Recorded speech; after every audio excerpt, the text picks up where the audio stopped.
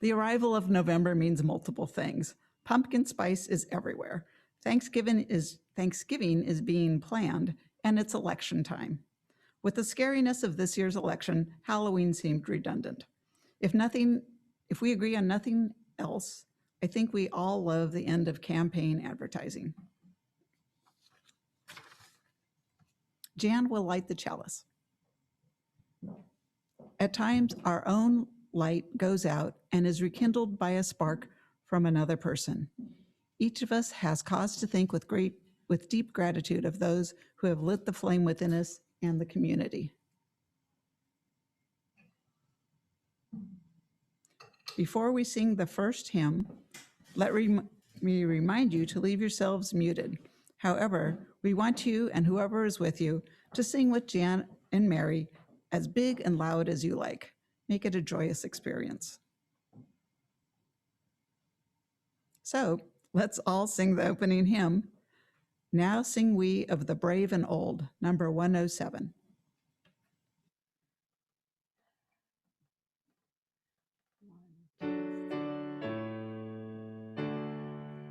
Now sing we of the brave and old, who would not sell themselves for gold, yet left us riches manifold.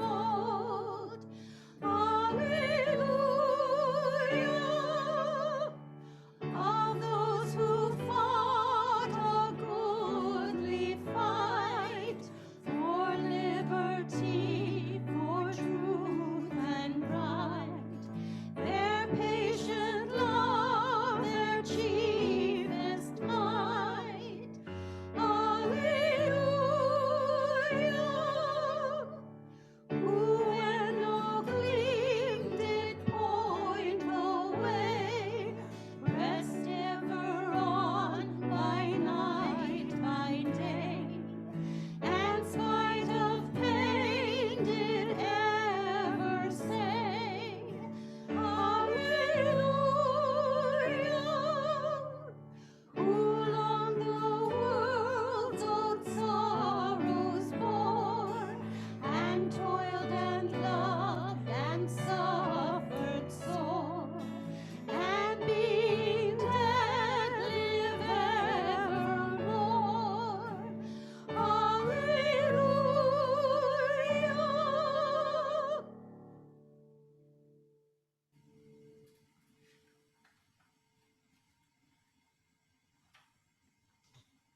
Good morning. Welcome to the Unitarian Universalist community of Cambria. We are glad you have joined us today. As a Unitarian Universalist community, we celebrate religious diversity and welcome all who journey in search of faith and spirituality. The UUCC is a lay-led congregation. We invite speakers from different religious traditions and spiritual or scientific backgrounds to speak at our pulpit. We encourage presentations covering a variety of topics and areas of interest to our community that connect with the 7 UU principles. Today's service centers around the 5th principle. We affirm and promote the right of conscience and the use of the democratic process within our congregations and in society at large. In our religious lives, the democratic process requires trust in the development of each individual conscience, a belief that such development is possible for each of us, as well as a commitment to cultivate our own conscience. We could call it a commitment to the value of each person. In the words of Theodore Parker, quote, "Democracy does not mean I am as good as you are, but you are as good as I am," unquote. My connection with the sacred is only as precious as my willingness to acknowledge the same connection in others. My name is Nancy Tolan, and I am your worship associate this morning. I would like to extend a special welcome to today's guests and visitors. We're glad you joined us during these challenging circumstances. If you are a visitor and would like to introduce yourself, please raise your blue hand and speak when Susan calls on you.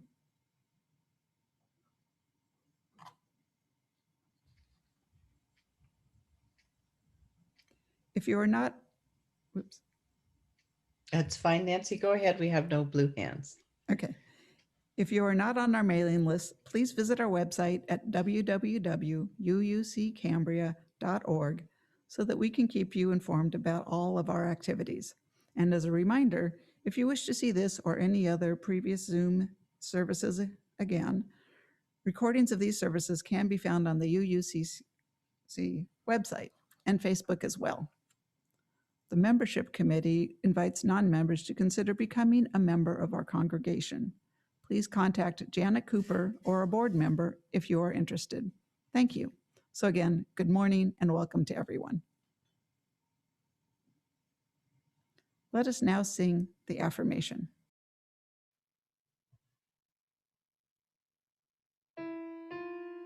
Love is the spirit of this church, and service is its prayer. This is our great covenant,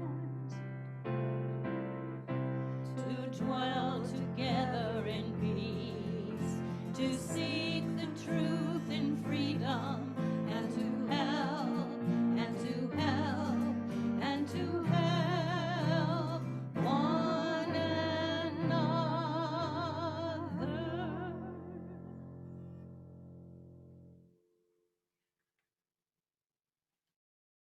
Aside this time for any short announcements that would be of interest to our UU community members and friends. Please keep your items short and to the point. For any items that need more explanation, please call or contact the person after the service to be respectful of everyone's time. If you have an announcement, please raise your hand by clicking on the Raise Hand button near the lower right of your participants window. When Susan calls your name, click the Unmute Me button near the lower left of the participants window, then speak.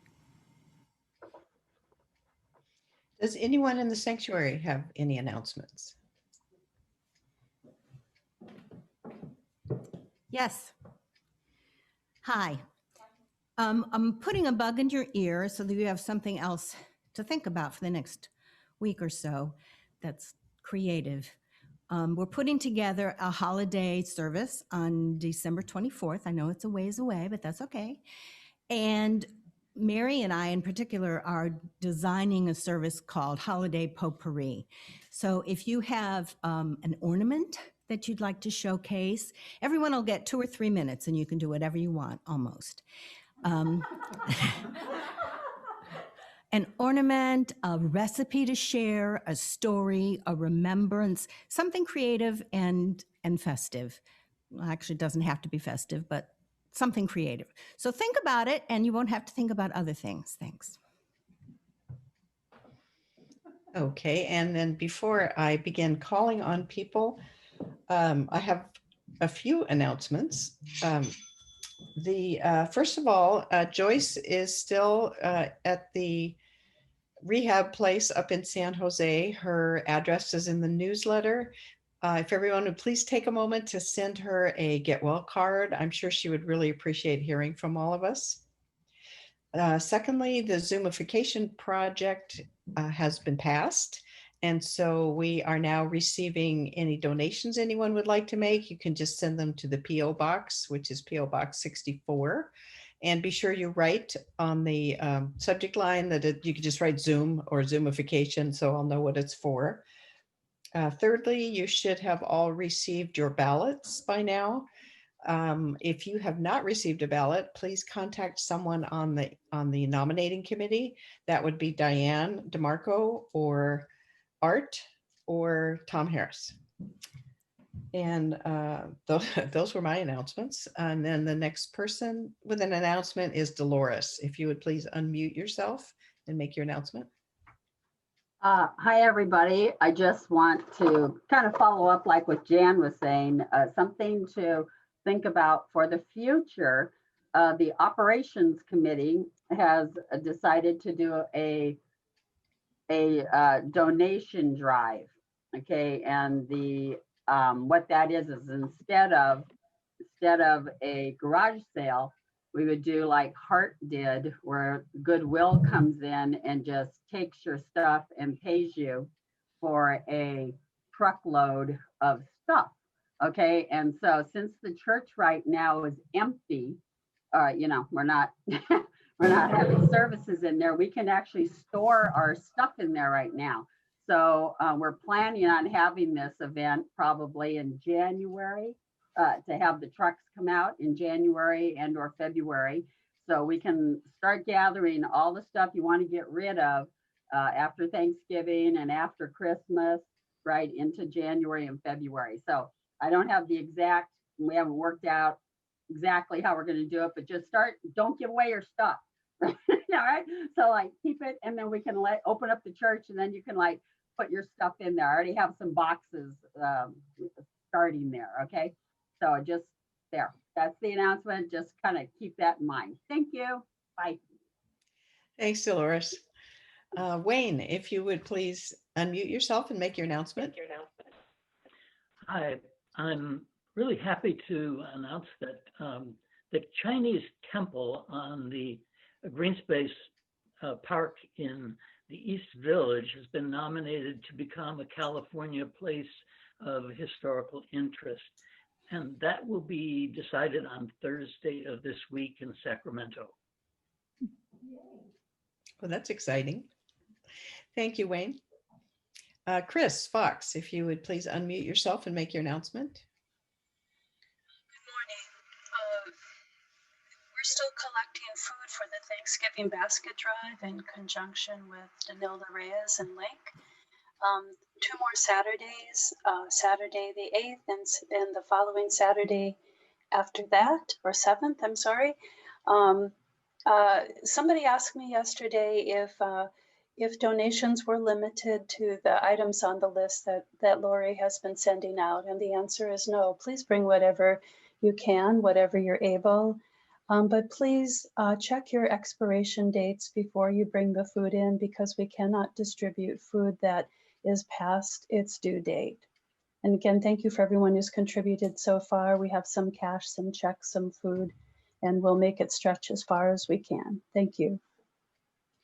Thank you, Chris. And Lou, if you would please unmute yourself and make your announcement. Well, first, I wish Dolores had said that last week, because I went to Goodwill last week and took stuff in. Anyway, there's a men's group meeting tomorrow, as usual, and Andy will be sending out the link. Thank you, Lou. And thank you to everyone for those announcements.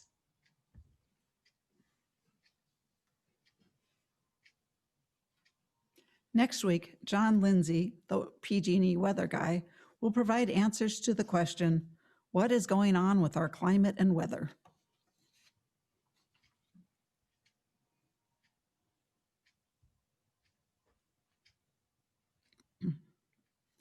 We take this time to celebrate all those who are having a birthday this month. Birthdays are a special moment. It is a time in which you feel as if the world is taking a moment to invite you into being, just like it was on your day of birth. If you have a birthday this month, please raise your blue hand when Susan calls your name, unmute yourself, and tell us your special date. Andy. Hi, my special date is November 4th, the day after Election Day, and I'm going to have a big old wish on my birthday. And for myself, I also share that wish, and my birthday will be on the 7th, next Saturday. And apparently, are there any more November birthdays? Hope so, because I haven't got the candle lit yet. Oh, looking for a blue hand. Once the candle's lit, it is back to you, Nancy. We need a new birthday candle. Hey, little pyrotechnical difficulties here. I'm just gonna, yeah. It's going. Okay. Happy birthday, everyone. One for each one of you. Sharing together some of our personal and significant joys and concerns brings us closer as a faith community. We invite you to share the milestones that are deeply felt as part of your personal life. but please be mindful and considerate of all who come to worship with us this morning. This is a time of community building. Today's first reading is 3 quotes, but before I start, I have to share with you as a language nerd that there's a difference between the word suffragist and suffragette. Suffragist was the term the Americans used, and suffragette was the term the British used. I learned this yesterday from the incomparable Judy Butler. Another language nerd. So first reading, a quote by Carrie Chapman Catt, suffragist. There is no power on earth that can prevent the coming of women's suffrage. One might just as well put his little weak hand against the tides of Niagara in the hope that he might keep it back, as to try to stay the coming of this great cause of human liberty. It is as certain as the sun is sure to rise. The second quote is by Emmeline Pankhurst, suffragette. I know that women, once convinced that they are doing what is right, that their rebellion is just, will go on, no matter what the difficulties, no matter what the dangers, so long as there is a woman alive to hold up the flag of rebellion. The final quote is by none other than Susan B. Anthony, suffragist. It was we, the people, not we, the white male citizens, nor yet we, the male citizens, but we, the whole people, who formed the Union. Men, their rights and nothing more, women, their rights and nothing less. Let us now join in a time of meditation and of silence. Let us seek the quiet and the calm, laying aside our struggles, and in the silence, may there be a reverence in our hearts, a thankfulness within our spirit, and a deepened understanding of the meaning of our lives. Let us enter the stillness.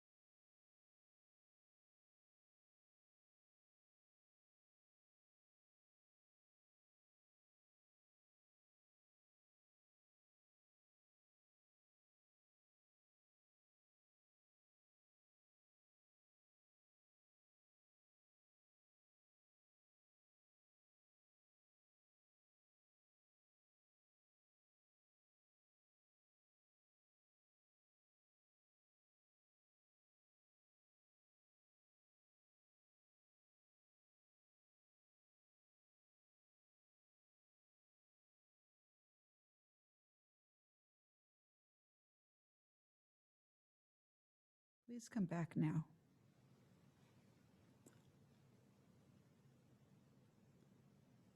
The second reading is also a series of quotes. Mary Church Terrell, prominent Black leader of the suffrage movement, said, "How can anyone who is able to use reason and who believes in dealing out justice in all God's creatures think it is right to withhold from one half the human race rights and privileges freely accorded to the other half, which is neither more deserving nor more capable of exercising them?" The next quote is by Mabel Pinghua Lee, who joined the movement as a teenager, but as a Chinese immigrant was excluded from the 19th Amendment. No nation can ever make real and lasting progress in civilization unless its women are following close to its men, if not actually abreast with them. Finally, words by Zitkala Shah, a Yankton, Dakota Sioux. Now the time is at hand when the American Indian shall have his day through the help of the women of America.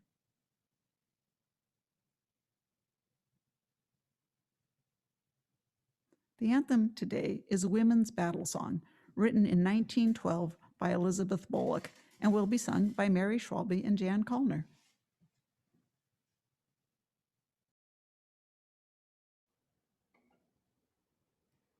One, two.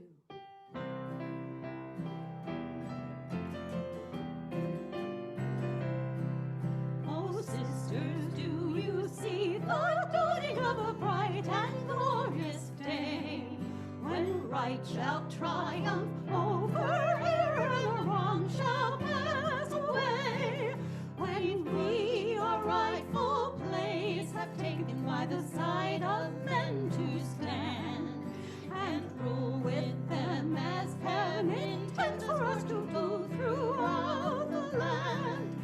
We're going to win the fight. None can withstand the might of millions of our nation's women when their cause is just and right. We battle for the little children who enslaved by selfish greed spend all their youth and strength and toiling. We should set them free from need. We battle for our sister women, underpaid industrial slaves, and for the many sons and brothers who go down to drunken graves. We're going to win the fight. None can withstand the might of millions of our nation's women when their cause is just and right.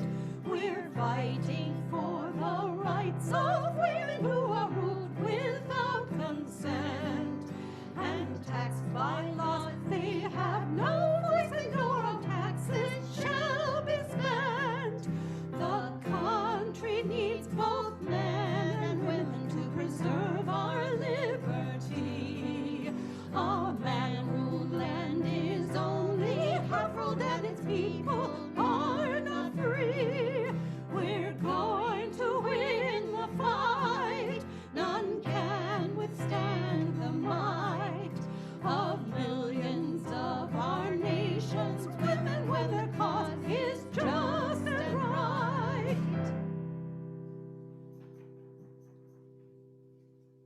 Thank you for that stirring rendition. Today's sermon is titled Voting, 100 Years of Hebetude, to be delivered by Judy Butler.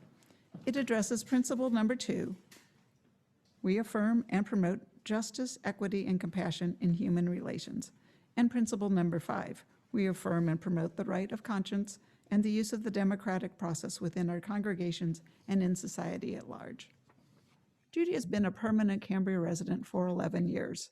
Prior to moving to Cambria, she worked at a large aerospace company in Dallas for 36 years in the law department and as a lead contract administrator. She was an election judge in Texas and has worked the polls here in Cambria. She volunteered to work the polls this year, but has been informed that SLO County has had over 1,000 people volunteer to work.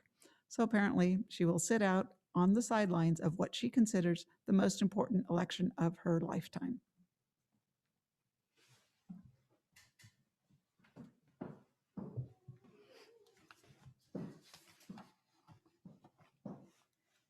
Good morning.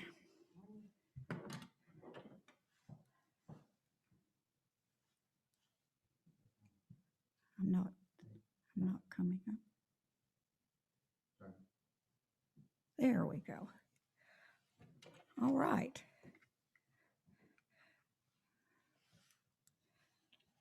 Put my glasses on so I can see.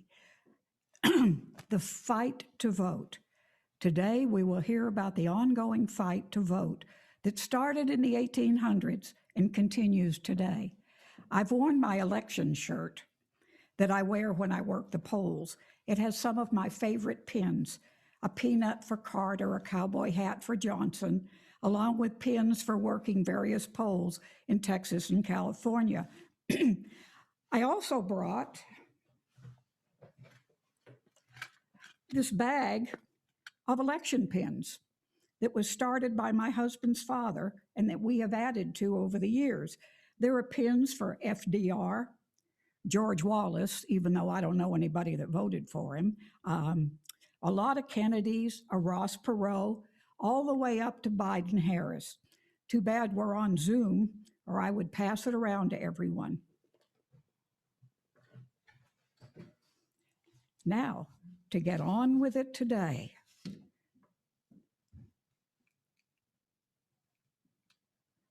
Voting, 100 years of Hebetude.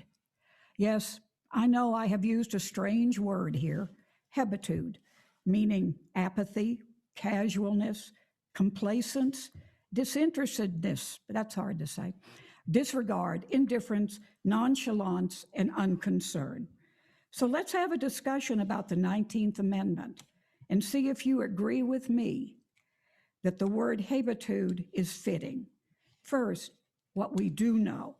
This is the 100th anniversary of the passing of the 19th Amendment in 1920. But as the U.S. marks this anniversary of women's suffrage, many are mindful that it originally benefited mostly white women and have been careful to present it as a commemoration, not a celebration. But let's go back a little. In the middle of the blazing summer of 1848, more than 300 people gathered in Seneca Falls, New York, for the nation's very first Women's Rights Conference. By the end of that convention, the participants would vote on 11 women's rights resolutions, including the affirmation that women in the USA should have the right to vote. I should note that this was the only resolution that did not pass unanimously. But despite making proclamations that would impact American women who made up a diverse coalition of women in the suffrage movement, the only male delegate and Black American at Seneca Falls was Frederick Douglass. Decades later, in August 1920, the U.S. finally ratified the 19th Amendment, most often remembered as the moment when women got the right to vote. I feel like I should note here that California had enfranchised its female citizens nearly a decade earlier, and 21 U.S. states allowed women to vote as early as 1918. And being from Texas, I'm happy to say that Texas was among the groups of states to ratify the amendment, even though my father always maintained that Texas was fine for men and horses, but it was hell on women and dogs. Whenever I hear the 19th Amendment passed in 1920, I immediately think about my mother. She was born in 1919, and at that time, women couldn't vote. It always brings me up short to think I'm only a generation away from that disgrace. Lucky for us women, we had some iron-jawed Unitarian Universalist women fighting for us. Women such as Olympia Brown, Susan B. Anthony, Clara Barton, Elizabeth Cady Stanton, and many more. Did you know that Elizabeth Cady Stanton was the mother of 7 children? Susan B. Anthony would babysit Stanton's children while Stanton wrote suffrage speeches and petitions that Anthony would deliver. Now, what did most of these women have in common? It was a freedom to follow their own calling that many women or men are rarely capable of being able to do. They inspire by their sheer audacity, their capacity to simply step through the laws, rules, and mores of the time and act according to their own inner light. I thank them for their courage, their vision, and their absolute refusal to take no for an answer. However, could these women have imagined that in the fantastically distant world of 2020, women would still be fighting for some of the same things: political power, equal treatment under the law, and wage parity, or that not one woman would have yet made it to the highest political office? Would they be dismayed, as I am, that in 2020, women are subjected to the same sexist insults that were hurled at the suffragists who dared to suggest they should be treated as equals? But in fact, the 19th Amendment was not a guarantee of enfranchisement for all women, but rather a guarantee that states could not bar people from voting due to their sex. This left ample room for states to suppress and disenfranchise on the basis of wealth and race. And they quickly did that through Jim Crow laws. which included poll taxes, literacy tests, etc. As with the convention at Seneca Falls, Black women, many of whom had fought long and hard for women's enfranchisement, were largely left behind, even as the white-dominated national suffragist organization moved on. Excuse me. 100 years after the ratification of the 19th Amendment, excuse me, I'm going to take a sip of water.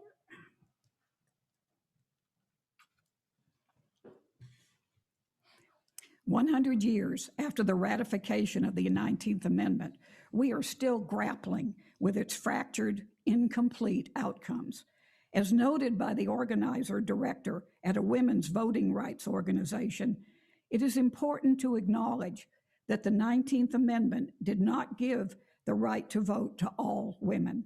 In fact, much of the movement at that time excluded and marginalized the voices of Black women in particular. In that space, we still have a long way to go.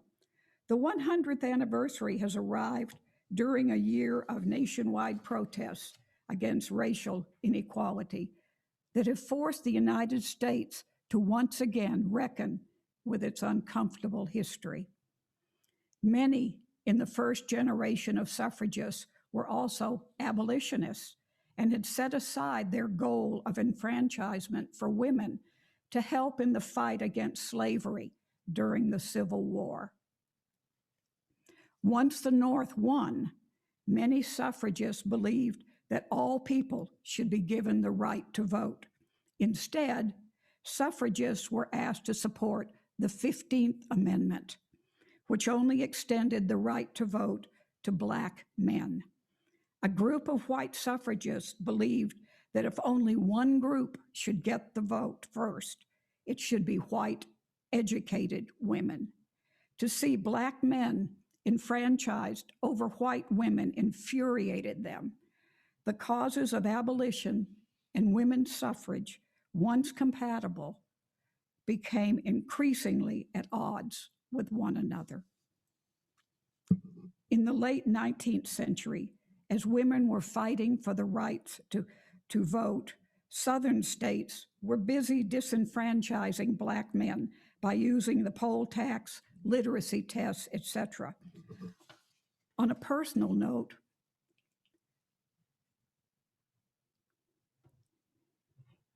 I've gotten one off here, excuse me. There we go. The poll tax was still in effect when I cast my vote in the 60s in Texas. In cleaning out some paperwork recently, I found this receipt for a poll tax my husband paid in Texas in 1966.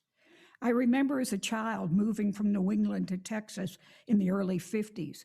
When my father went to vote for the first time in Texas, he got so angry when they informed him he had to pay a poll tax, and he exploded at the idea that he had to pay a tax to vote, as it violated all his ideals of being an American.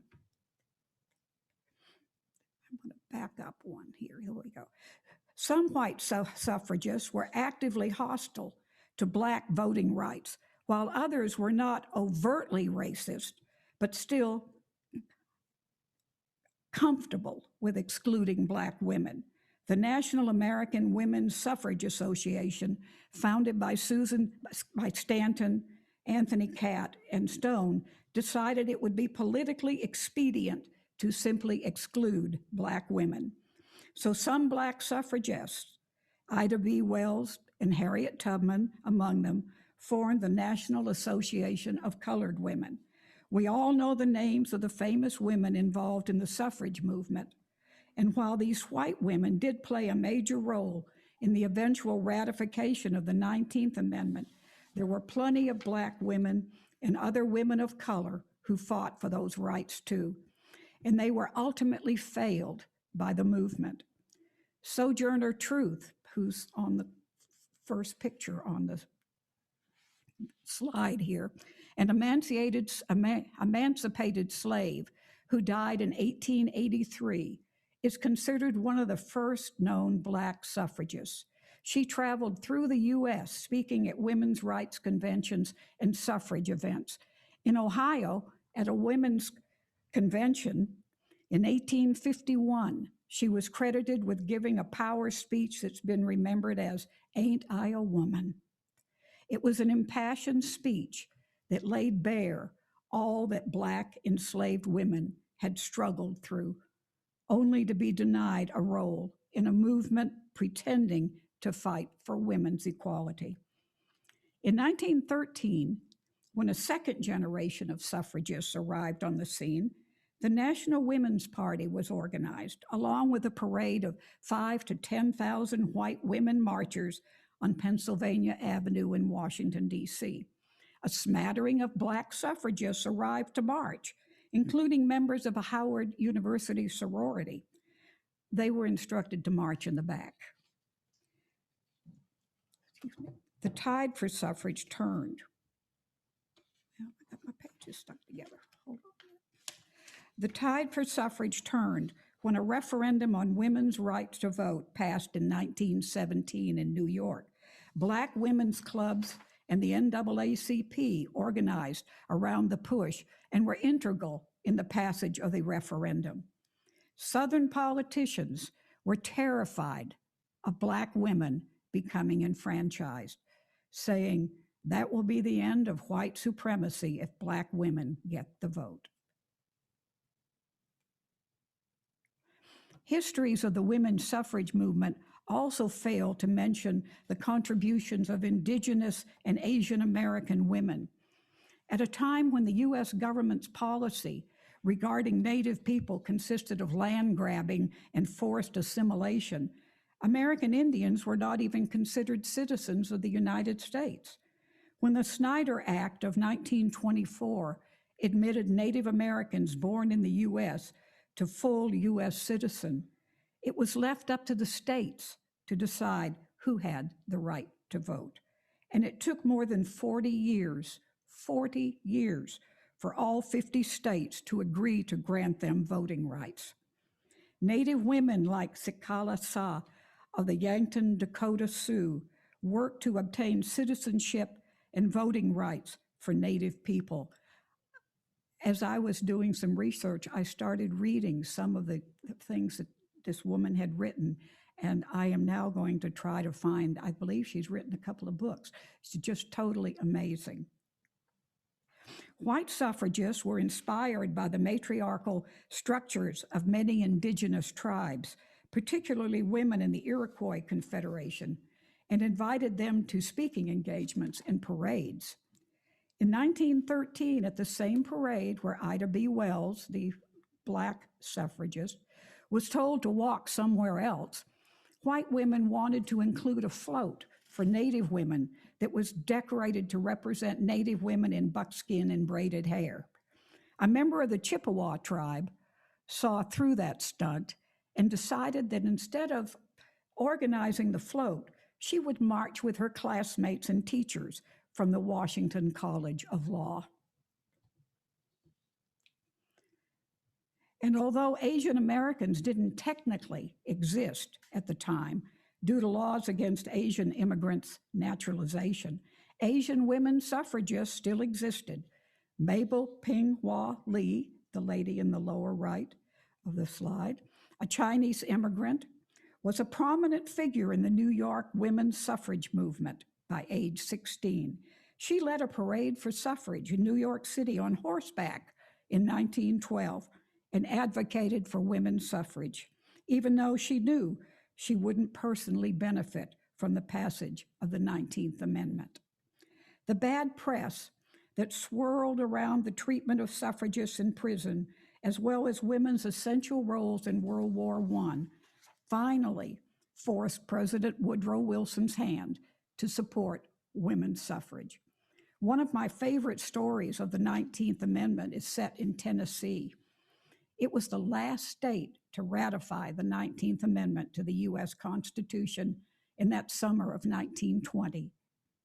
It came down to one swing vote. A 24-year-old legislator surprised his conservative colleagues by voting for ratification, becoming the vote that secured a 2/3 supermajority to make it official.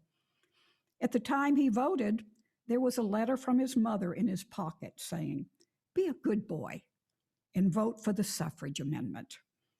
Thank goodness there was one son who listened to his mother. So, nearly a century after suffragists won the right to vote, many American women are still struggling to cast their ballots. In Black and Brown communities, especially, women face barriers to voter registration and early voting access, as well as a strict voter ID requirements, legacies of the Jim Crow era. Many women, especially low-income women, struggle to take time off to get to the polls because Election Day is not a national holiday. And when they finally arrive, they're often met with hours-long lines and broken machines.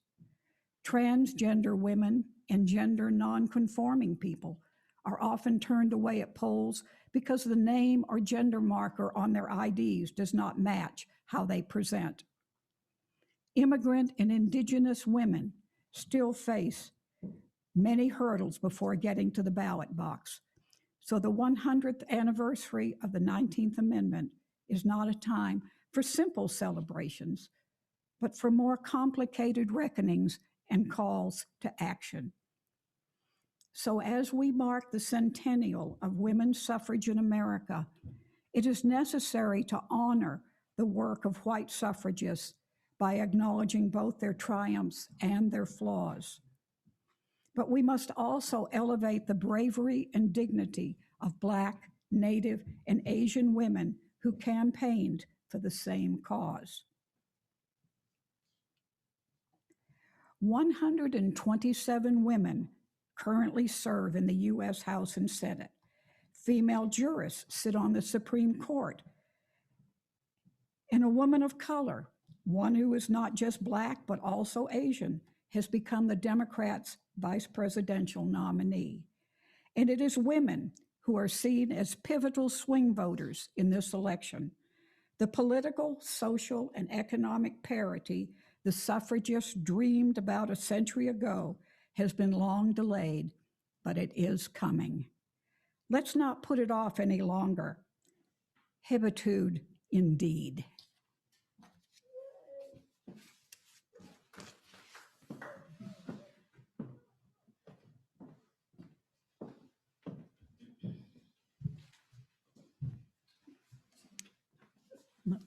Thank you, Judy.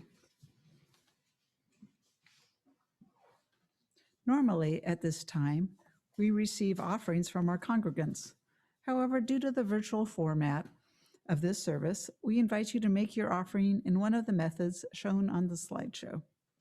These methods will also be posted in the newsletter and on the UUCC website itself. Please keep in mind that our congregation is entirely self-governed by the democratic process. One of the privileges of our free church tradition is to provide all the financial support for many of our ministries from among ourselves. Generosity, therefore, is one of the spiritual values we recognize as central to our personal and our institutional well-being. You are invited to participate in the blessing of giving by sending us an offering. Thank you.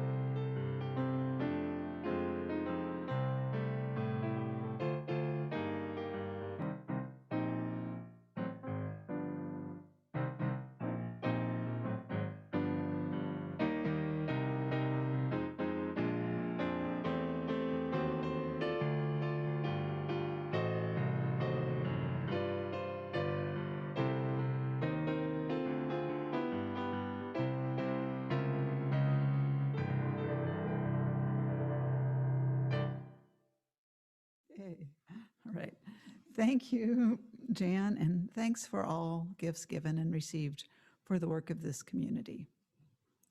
Let us now sing the doxology.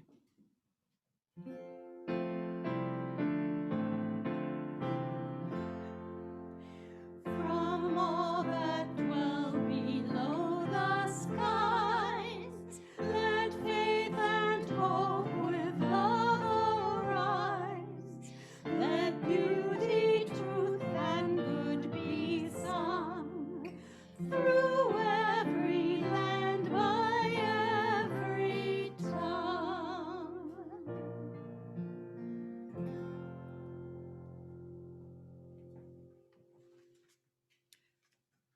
Thank you, Mary and Jan. Please join in singing the closing hymn, We'll Build a Land, number 121. 1, 2, 3.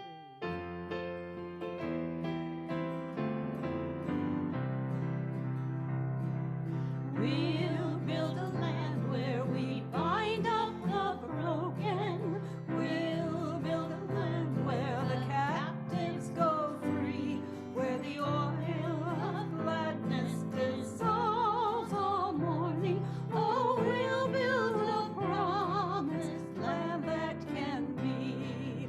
Come build a land where sisters and brothers, anointed by God, may then create peace, where justice shall roll down like water, and peace like an ever-flowing stream. We'll build a land where we bring the good tidings to all the afflicted and all those who mourn, and we'll give them garlands instead of ashes. Oh, we'll build a land where peace is born. Come build a land where sisters and brothers, anointed by God, may then create peace, where justice shall roll down like waters, and peace like an ever-flowing stream. We'll be a land building up ancient cities, raising devastations from old, restoring ruins of generations. Oh, we'll build a land of people so bold. Come build a land where sisters and brothers, anointed by God, may then create peace, where justice shall roll down like waters, and peace like an ever-flowing stream. Come build a land where the mantles of praises resound from spirits once faint and once weak, where like oaks of righteousness stand her people. Oh, come build a land, my people we seek. Come build a land where sisters and brothers, anointed by God, may then create peace, where justice shall roll down like waters, and peace like an ever-flowing stream.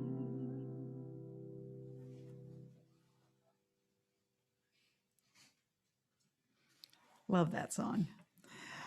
Let us now recite the valediction. The flame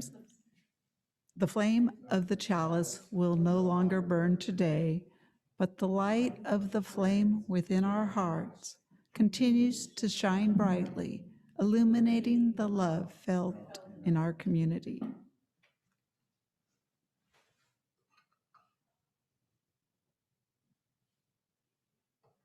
A lot easier to put those candles out.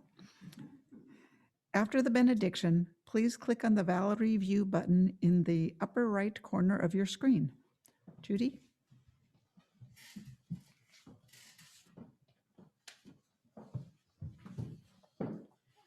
The benediction today is by Maureen Killoran.